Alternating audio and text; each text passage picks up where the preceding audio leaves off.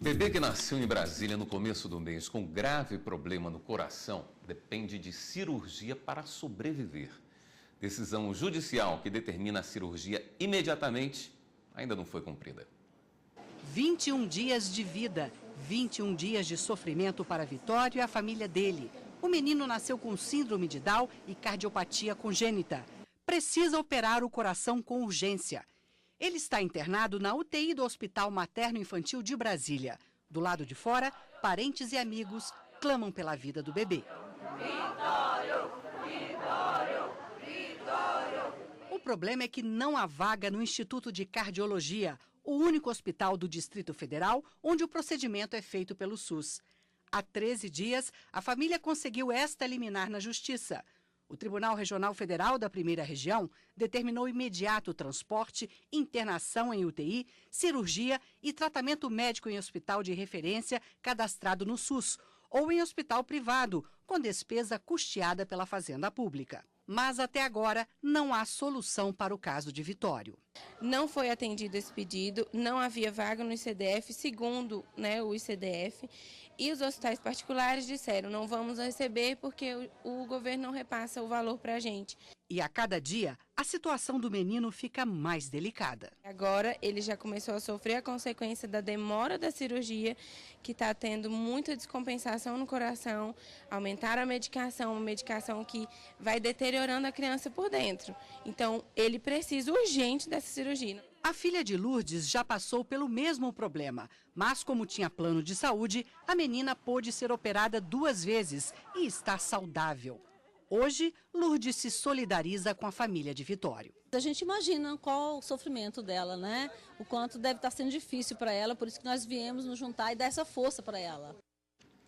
A Secretaria de Saúde do Distrito Federal informou que o paciente está recebendo toda a assistência necessária e a cirurgia cardíaca deve ser realizada no Instituto de Cardiologia do DF, unidade conveniada com a Secretaria, ou em uma unidade particular. Mas até o momento, não há vagas. Para falar mais sobre o assunto, eu recebo a Defensora Pública Federal, Thaís Aurélia Garcia. Doutora Thaís, obrigado por estar aqui com a gente no Jornal da Justiça. Quando se fala de judiciário e saúde, as dúvidas são enormes, são muitas. E por isso nós buscamos alguns questionamentos que vêm das ruas. Vamos acompanhar. Se a Justiça mandou arrumar uma vaga em uma UTI e não tem essa vaga na UTI aqui, o que deve ser feito então? Bom, uma situação muito parecida com o que está vivendo esse bebê aqui em Brasília. Quais são os caminhos, que tipo de ação devemos utilizar nessa situação, a quem procurar? Inicialmente, boa noite, Willy. Agradeço aqui o convite à Defensoria Pública da União para estar aqui e esclarecer a população, os telespectadores, acerca dessas questões tão relevantes sobre a questão do acesso ao direito à saúde. São situações muito similares, todas retratando a falta de efetividade do direito constitucional à saúde. Casos como de realização de cirurgias e também de internação em leitos de UTI são muito comuns no âmbito da Defensoria Pública da União.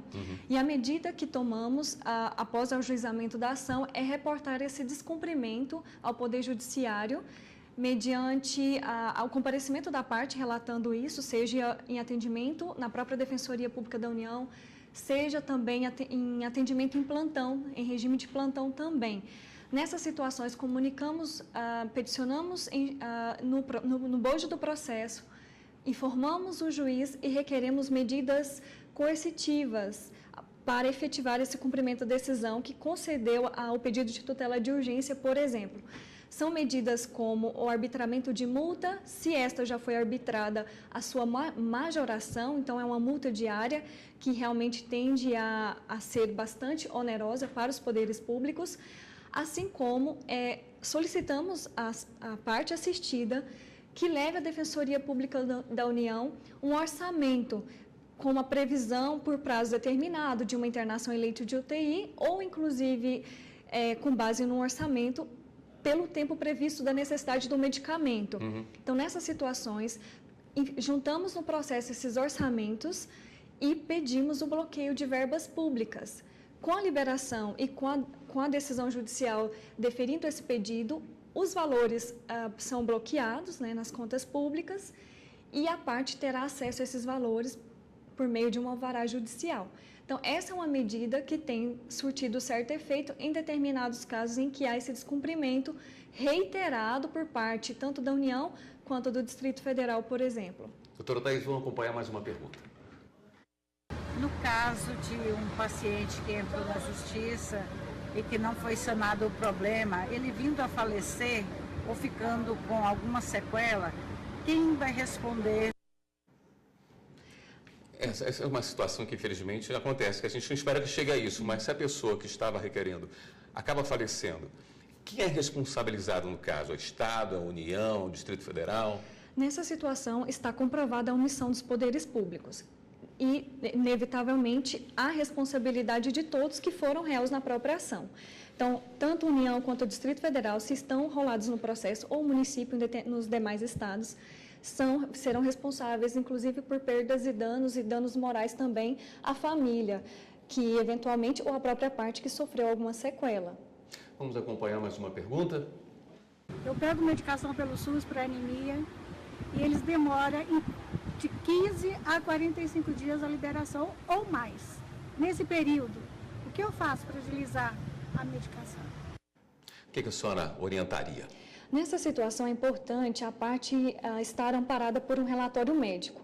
Se esse relatório médico recomenda que esse uso do medicamento seja imediato, nessa situação, recomenda-se que a parte assistida, no caso o paciente, procure a Defensoria Pública da União ou a Defensoria Pública do Distrito Federal ou dos estados para que possa reportar isso, porque provavelmente haverá uma má gestão de recursos públicos e uma má gestão da política pública, ocasionando a demora no fornecimento desse medicamento. A senhora falou em plantão. Funciona todos os dias, 24 horas por dia? Sim, na Defensoria Pública da União, o plantão ele é diário e funciona tanto ao longo do dia quanto à noite e também durante os dias não úteis, compreendendo os fins de semana e, inclusive, os feriados. Agora, doutora Thaís, é sempre obrigatório se judicializar essa questão ou existe um outro caminho? Existe outro caminho, Willy. Nessa situação, a Defensoria Pública da União,